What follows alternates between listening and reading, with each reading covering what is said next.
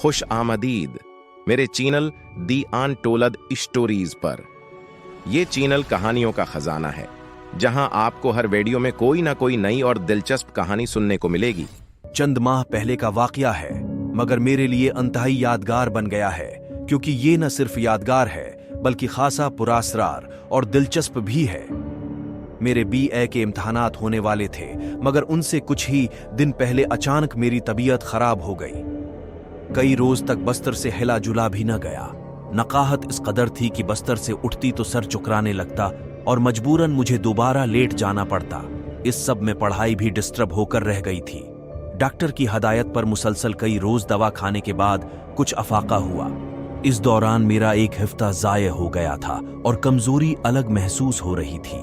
इम्तिहान से एक हफ्ता कबल उमी ने मुझे सख्ती से हदायत की कि रोज रात को दूध पीकर सोना है और रात देर तक पढ़ाई नहीं करनी। जो तैयारी करनी है वो सुबह उठकर कर लेना। उमी रोज रात को दूध उबालने के बाद दूध वाली गुड़वी मेरे कमरे में ही रख देती थी, ताकि जरा ठंडा होने पर मैं उसमें से एक गिलास निकाल कर पी लूं और बाकी दूध फ्रिज में रख दूं। चनांचा में ऐसा ही करती। ये 2 रोज बाद की बात है। मैं पढ़ाई खत्म करने के बाद उठी, दूध वाली गड़वी से दूध निकालकर गिलास में डाला और खुद पीने के बाद ये सोचकर लेट गई कि अभी दूध गर्म है, थोड़ी देर बाद उसे फ्रिज में रख दूंगी। जाने किस वक्त मेरी आंख लग गई और मैं गहरी नींद सो गई। रात का जाने कौन सा पहर था जब अचानक मेरी आंख किसी बर्तन के गिरने की आवाज से खुल गई।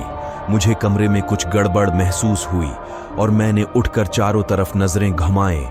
फिर एक जानिब मुझे कोई चीज तेजी से हरकत करती नजर आई, जिसे देखकर मेरी घग ही बंध गई। छोटी से कोई चीज कमरे के फर्श पर तेजी से उछल रही थी और उसकी इस हरकत से बर्तन गिरने की आवाज पैदा हो रही थी। अब मेरी नजरें नीम अंधेरे में कुछ हद तक देखने के काबिल हो गई थी।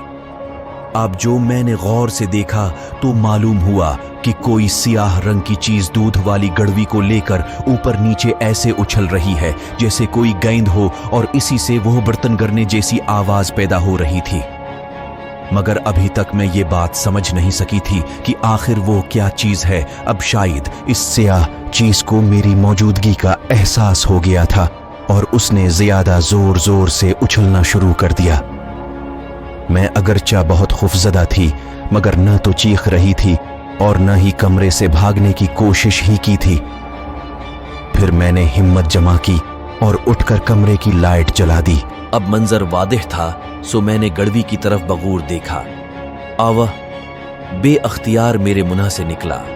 सियाह रंग की बल्ली गड़वी में मुना फंसाए बैठी थी।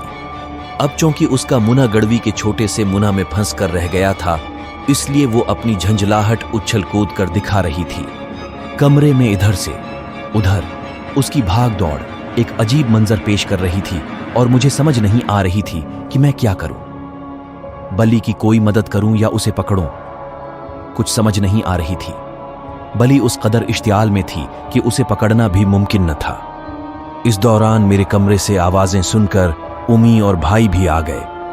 अब सबके सामने वही मंजर था जिसे मैं कई मिनट से देख रही थी।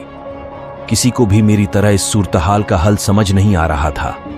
फिर कुदरत ने खुद ही उसका हल निकाल दिया।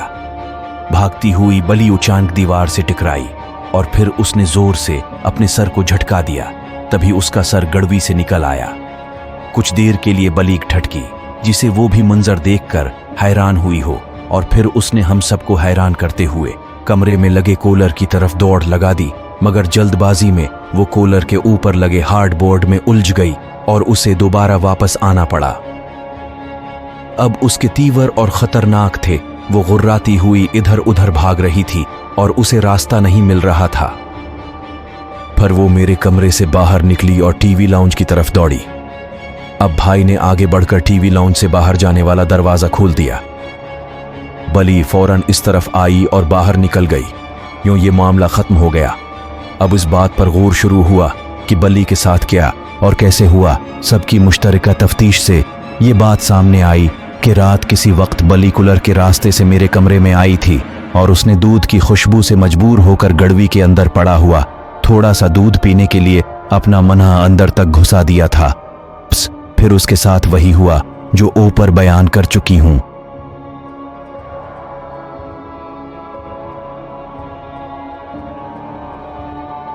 अगर आपको ये कहानी पसंद आई तो बराए करम लाइक और सब्सक्राइब करें। कमेंट्स में बताएं कि आपको ये कहानी कैसी लगी, और अगर आप किसी और कहानी की दरख्वास्त करना चाहते हैं तो कमेंट्स में बताएं।